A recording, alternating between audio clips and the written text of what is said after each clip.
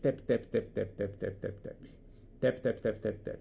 Deixa eu bloquear os comentários. Pronto, tá bom. Ufa, acabou esse monte de comentário aqui na minha lata que eu não aguentava mais.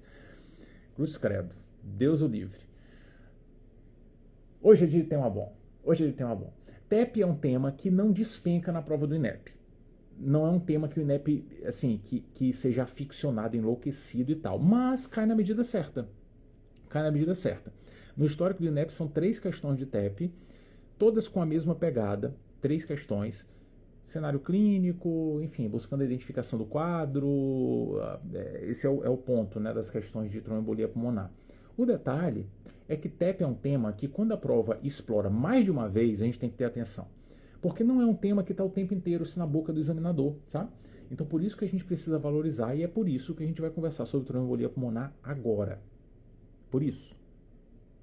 E esse é um tema, numa pegada de revisão, que é muito fácil da gente arredondar. Muito fácil. Mas a gente precisa arredondar com estilo. Sabe por quê?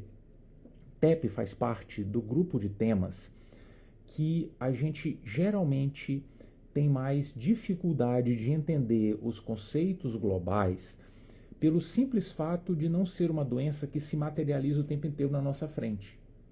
Não é como o dengue, que a gente sabe como é. A gente já viu, a gente já sofreu com ela às vezes. Não é como asma, a gente tem uma certa noção do que é. Não é como hipertensão, que a gente vê com muita frequência no dia a dia. Diabetes, entendeu? Então, os temas em que a gente não teve a oportunidade de ver vários casos e variações de casos, que a coisa não se materializou, são temas que podem trazer menos facilidade no trânsito. Isso faz com que a gente precise ter um entendimento muito redondo sobre toda a dinâmica do assunto para não recorrer à memorização. Porque se a gente for recorrer à memorização, a gente corre o risco de perder na hora da nota final da prova para alguém que tem uma capacidade maior de memorização que a nossa. Alguém que teve mais oportunidades que a gente, entendeu? Se a pessoa tiver uma capacidade de memorização, uma dinâmica mais intensa, a gente se ferra. Por isso que sucumbir à memorização é complexo. É sempre melhor entender o tema. E em temas que a gente não convive muito no dia a dia, existem algumas soluções. No caso da tromboembolia pulmonar, a gente pode recorrer à solução mais banal da medicina, que é olhar o nome da doença. Olha o nome da doença. Tá lá. O nome da doença ajuda. Tromboembolia pulmonar. O indivíduo forma um trombo no território venoso que emboliza pelo território venoso, passa pelo coração direito, chega na artéria pulmonar, entope um segmento da artéria pulmonar. Isso é tromboembolia pulmonar. Você fala, Fábio, isso eu sabia. Caramba, tá? Todo mundo sabe disso, né? Tá bom, porque tá no nome, né? Pois é. Mas o que às vezes a gente não sabe porque a gente não quis perceber é que isso explica tudo da doença. Explica, por exemplo, o quadro clínico. Nossos sintomas, não. A apresentação clínica. Porque, veja, o indivíduo tem um trombo que solta um pedaço. Tuf! É como um tiro. Pum! E entope um lugar. Resultado do quadro é súbito. Tipicamente, embolia de pulmão traz consigo um quadro respiratório súbito. E súbito na medicina é uma palavra muito importante. Súbito significa qualquer coisa que atingiu o seu pico em até 1 minuto. Isso é súbito. Isso é diferente de agudo. Agudo é aquilo que atinge o pico em 10 minutos, 30 minutos, 1 hora, 6 horas, 1 dia, 2 dias. Isso é agudo. Que é diferente de subagudo, semanas, né? 3 semanas, 4 semanas, que é diferente de crônico, mais que 2 a 3 meses. Súbito é pá! Quadro respiratório súbito não é para qualquer doença. Ah, mas não é mesmo. Tuberculose súbito, de onde? Pneumonia súbito, de onde? De onde? DPOC, de onde? Súbito? De jeito nenhum. De jeito nenhum. Infarto súbito, até o nome, infarto agudo do miocárdio. Não é súbito. Né? Não é súbito. Enfim. Embora às vezes possa até dar né? Uma dor que pareça ser súbita e tal. Mas essa palavrinha mágica é essencial na embolia. E é muito importante a gente ter atenção a esse detalhe por duas razões. Primeiro, que o examinador na prova sabe, e segundo, que o paciente no dia a dia sabe também, sabe? Sabe que é mais importante o aspecto súbito que propriamente a manifestação em si. Embolia de pulmão não tem uma manifestação de carteirinha, não tem. Não tem. O que a gente sabe é que, na imensa maioria das vezes, quase 100% dos casos, o indivíduo terá pelo menos uma coisa de tosse, dispneia, dor torácica ou hemoptise. Uma dessas aqui, pelo menos, a pessoa terá. Uma dessas. E um monte de doença pode dar qualquer coisa dessas, né? Mas é o súbito que faz a gente pensar em embolia. Essa é a palavrinha mágica da doença. A gente precisa ter atenção a isso. Até porque o exame clínico, o exame físico de indivíduos com embolia de pulmão também costuma ser frustro. Veja, diferente da pneumonia, em que existe a síndrome de consolidação, diferente de asma e DPOC, que é a síndrome de vias aéreas, pode trazer consigo roncos e sibilos, na embolia, papai, peraí. A doença está no vaso, é o vaso que está entupido. A gente já escuta vaso quando põe o estetoscópio tórax de alguém? Não, então a tendência é que a ausculta muitas vezes seja normal. O indivíduo pode ter algumas alterações na ausculta, pode. Por uma série de fatores, o indivíduo pode apresentar às vezes algumas crepitações localizadas, tal, mas não é o esperado. Veja, o esperado é que não tenha alteração importante assim no exame físico, sabe? Não vai ter. No máximo, o que a pessoa vai ter por conta da desregulação que isso vai trazer do ponto de vista cardiopulmonar é tendência a taquicardia, taquipneia, porque pensa comigo. Na hora que entope a artéria pulmonar, entupiu. Imediatamente, quando entope, isso pode gerar uma alteração em troca gasosa, concorda? O que o pulmão faz para compensar o problema? Respira mais, bota mais ar aqui dentro para ver se melhora a troca gasosa, concorda? Piorou um pouquinho a quantidade de oxigênio, não precisa ser uma piora dramática, um pouquinho a quantidade de oxigênio que chega no sangue, o coração, para ofertar a mesma quantidade de oxigênio que a gente tem que dar para os tecidos, acelera um pouquinho, o indivíduo fica um pouco taquicárdico. Então, taquicardia e taquipneia fazem parte no cenário de desregulação, mínimo que seja. Isso pode estar presente, mas isso é muito inespecífico, não é? Muito inespecífico. Então, não tem dado no exame físico, fala assim, meu Deus, a pessoa tem embolia e tal, assim, sabe? Então, por isso, a gente tem que valorizar muito o quadro clínico súbito. Isso precisa chamar a atenção. E o súbito é porque o indivíduo embolizou para a artéria pulmonar. Embolizou porque formou um trombo. Isso é importante. Olha o nome. Tem um trombo, hein? O trombo tipicamente se forma no território iliofemoral dos membros inferiores, território venoso profundo. Geralmente é de lá.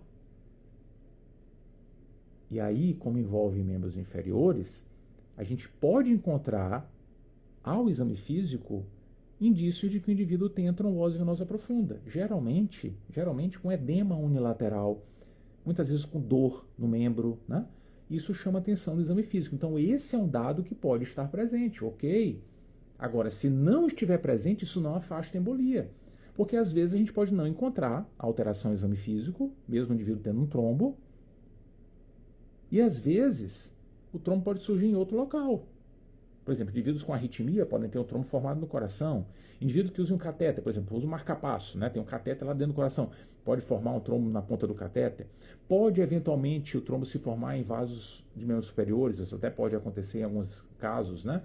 Então, nem sempre estará presente, mas, obviamente, no indivíduo com dispneia súbita e que tem indício de trombose venosa profunda, edema unilateral de um inferior, pode ser que isso daí seja por conta da embolia, e esse sim é um achado do exame físico que precisa ser buscado. O detalhe, né, é que a gente aprende na rotina do dia a dia a ficar balançando a panturrilha dos outros. Pega a panturrilha e dá um tapinha na panturrilha, né? Vê se a panturrilha mexe, vê se está empastada a panturrilha. Cuidado, viu?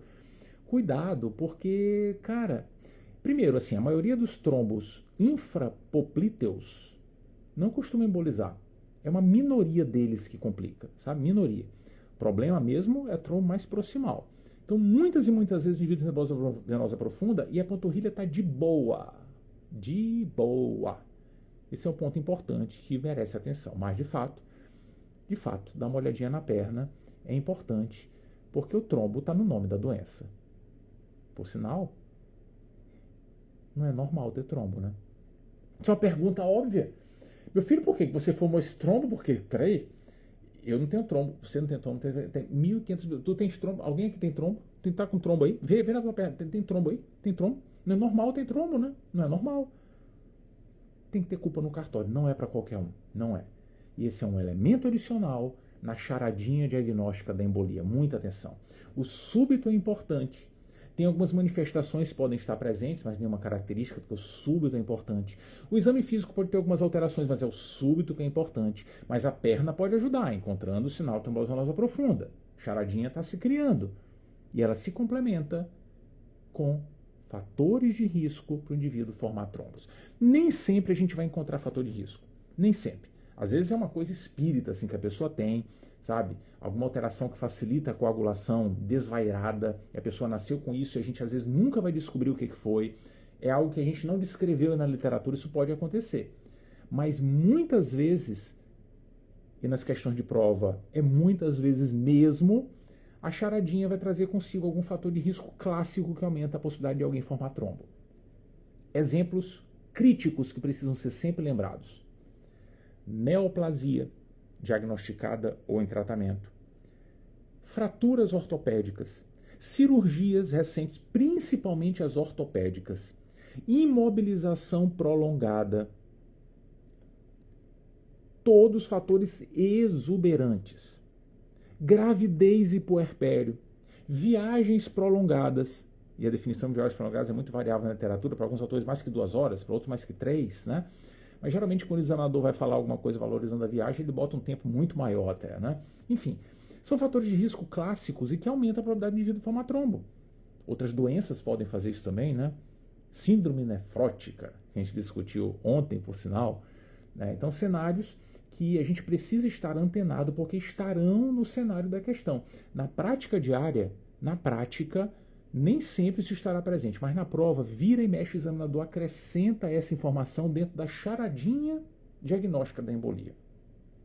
Esse é um ponto muito, muito, muito importante, muito, e a gente precisa sempre reconhecer, porque de fato é o que constrói todo o cenário que faz a gente pensar em embolia.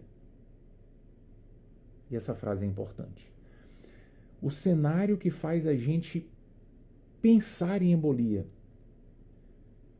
Veja, tira as crianças da sala. Eu vou falar uma coisa forte agora.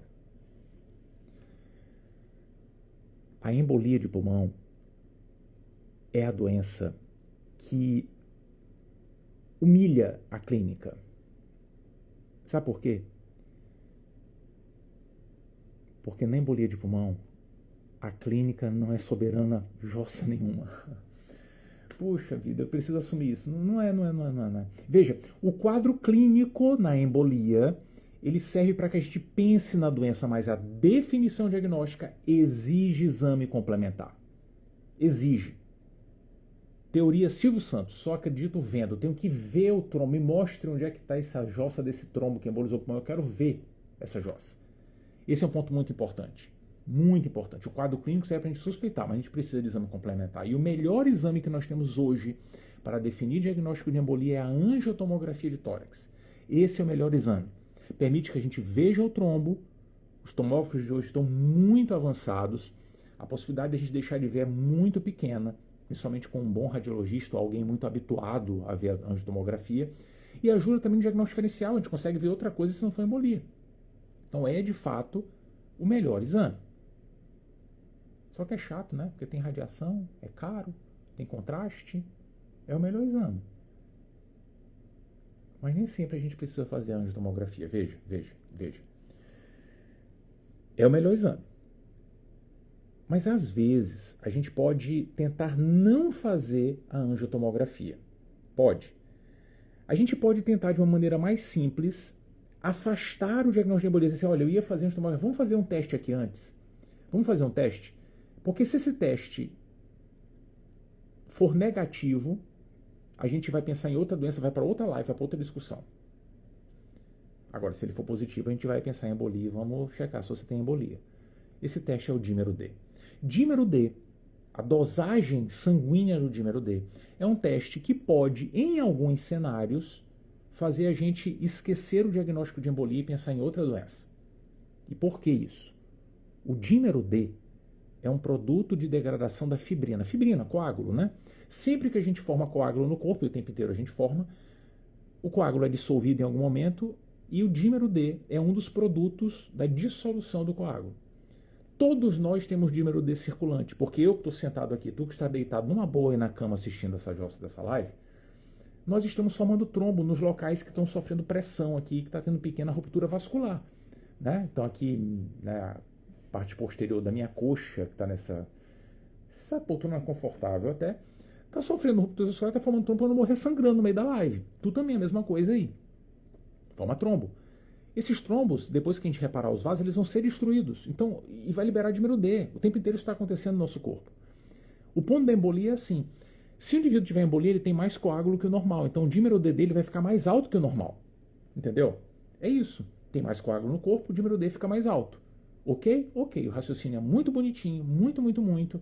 Mas, infelizmente, um dímero D alto não serve para dizer que a pessoa tem embolia, porque ele sofre efeito de vários fatores. Vários. Até a idade, quando vai passando, ele aumenta e tal, né? Vários fatores. Ele elevado não quer dizer muita coisa. Não dá para bater. Ah, mas tu é elevadaço. Não importa se tiver elevadaço. Não importa. Ele não ajuda nesse cenário. Ele não é suficiente para a gente dizer que a pessoa tem embolia. No entanto, ele pode ajudar do outro lado. É que se ele vier baixinho, né? Nossa, não tem uma gota de dímero D no seu corpo. Não tem um pedacinho, um resquício de coágulo no seu corpo. Isso é estranho, não é? Não é? Um dímero D normal sugere que a pessoa tenha pouco coágulo no corpo.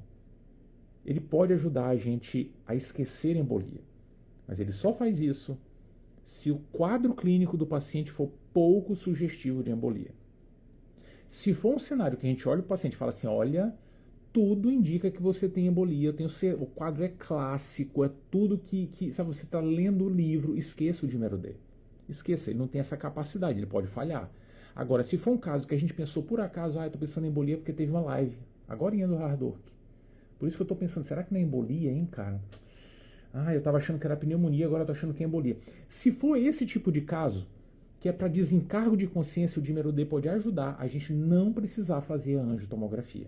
Entendeu? Se vier negativo, pense em outra doença. Outra doença. Agora, se o quadro clínico for muito sugestivo, nem pense no dímero D, porque mesmo pedindo vindo negativo, a gente vai continuar pensando em embolia. Vou pensar em outra doença como, papai, se tudo está indicando embolia. Entendeu o ponto? Entendeu? Entendeu? Essa dinâmica angiotomografia e dímero D precisa ser lembrado. E, obviamente, lembrar sempre que a angiotomografia é de fato o melhor exame, embora não seja o único. Outro que a gente tem usado muito na prática diária é a ultrassonografia. A ultrassonografia que ajuda, grosso modo, a gente olhar o trombo na perna do indivíduo. É assim. Obviamente, um paciente que chega com dispneia no pronto-socorro, a gente pode usar o POCUS, né, a ultrassonografia, no diagnóstico diferencial de dispneia, e vai encontrar que não tem disco de pneumotórax, nem de derrame pleural, nem de edema pulmonar, nem de pneumonia, de consolidação, e aí, não tem nenhum desses, o que pode ser? A gente desce com o aparelhinho para a perna para ver se tem trombo. A ultrassonografia pode ajudar, sem radiação, a beira-leito, não precisa transportar o paciente. Então, muitos serviços usam de cara a ultrassonografia. Porque se o paciente tem um quadro respiratório, tem um trombo na perna, deve ser uma embolia pulmonar, entendeu? Isso é muito, muito, muito importante e precisa ser lembrado. É assim que a gente define que o indivíduo tem embolia. E uma vez definindo, é só tratar. E é muito fácil tratar. É muito fácil tratar a embolia. Muito fácil. É só lembrar qual é o problema. Qual é o problema da embolia? O indivíduo formou um trombo que embolizou, parou no pulmão. Parou no pulmão, algo que embolizou que veio de um trombo. Peraí. O problema não é que entupiu a artéria pulmonar? Como é que trata isso? Desentope. Não é? Desentope. Como é que a gente pode desentupir? Trombolítico. Vamos dar trombolítico. Epa. Peraí, porque o cardiologista não dá para qualquer um trombolítico. Só se tiver supra DST. Peraí, que o neurologista não dá para todo mundo. Qual é a janela de tempo? Tem contraindicação. Trombolítico, papai, não é fluoxetine, hein? Não é. A gente até pode dar trombolítico para o indivíduo com TEP, mas a gente só faz isso em último caso. Só faz isso nos cenários em que o indivíduo está num cenário que diz assim, meu Deus, eu preciso fazer uma coisa, essa pessoa vai morrer. Porque senão a pessoa pode sofrer com os riscos do trombolítico, entendeu? Só em último caso, é apertar o botãozinho e vou dar o trombolítico. E o último caso na embolia é o quê? Atenção, hein? Os indivíduos com embolia de pulmão não morrem pelo pulmão, morrem pelo coração. Ai, que romântico. Romântico, caramba, o cara tá morrendo.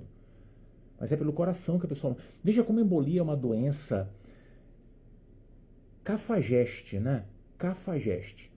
Primeiro, com essa conversa de que a clínica não é soberana. E segundo, que é uma doença da pneumologia e a pessoa não morre do pulmão, o coração. O coração, a cardiologia, que é a grande rival da pneumologia. A grande rival. Todas as piadas da pneumologia são com a cardiologia. Todas. A cardiologia está para a pneumologia, assim como Portugal está para o Brasil. E se tu fores de Portugal, me desculpe, mas as piadas são todas com os portugueses, né?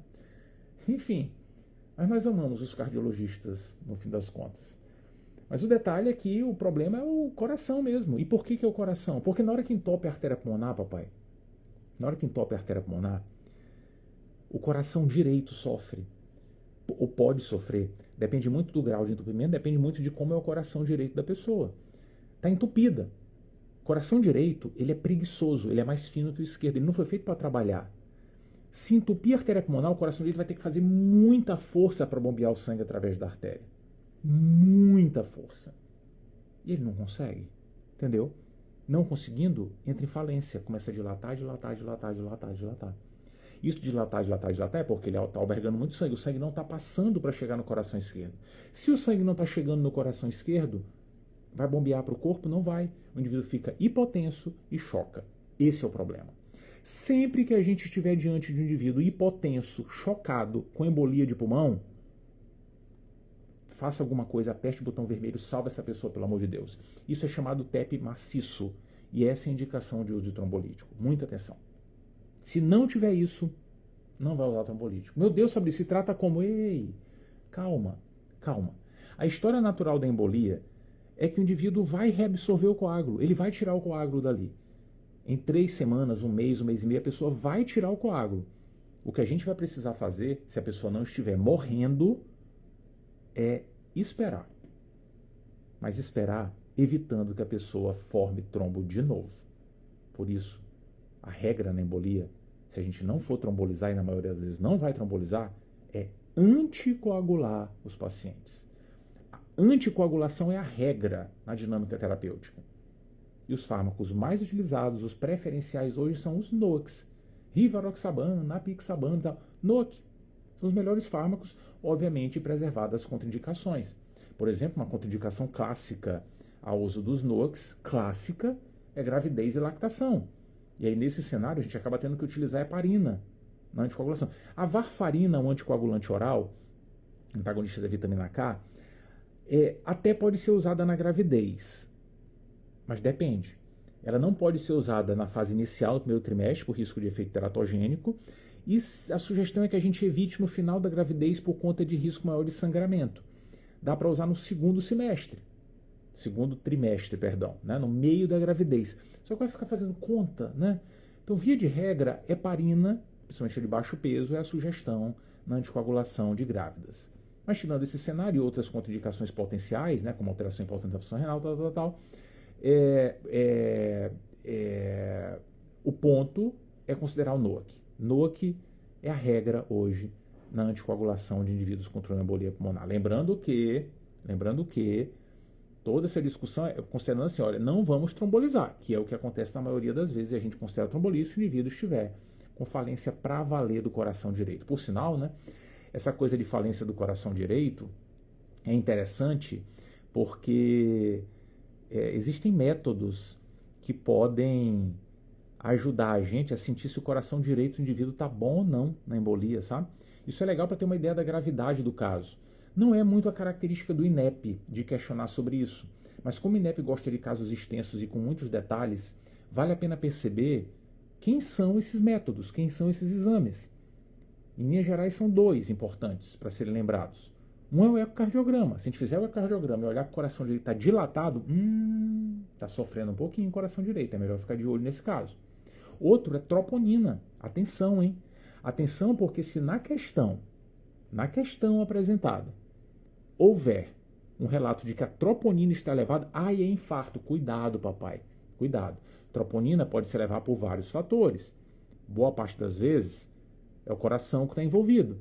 Mas não é só quando o coração está infartando, o coração sofrendo com sobrecarga pode liberar troponina.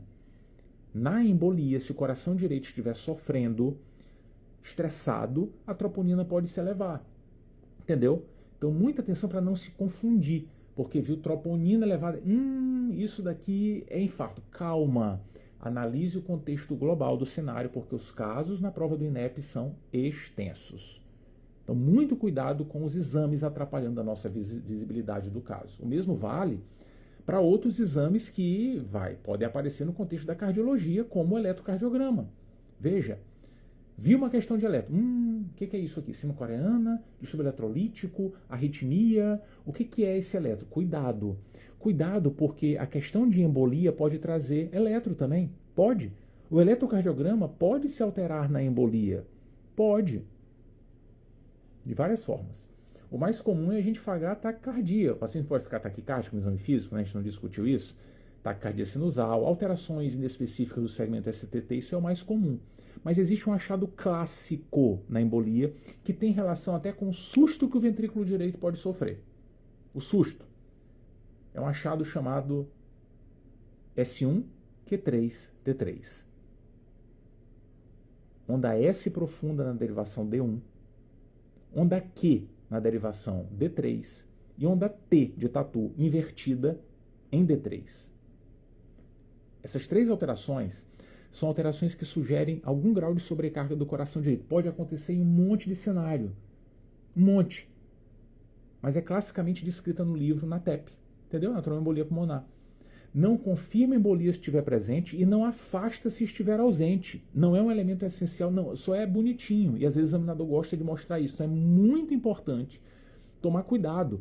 Eletro e troponina alterada não é infarto. Sempre. Depende do caso. Pode ser embolia. Analise com cuidado o eletro. Isso é muito importante. Então, cuidado com o exame nos confundindo. Muito, muito cuidado.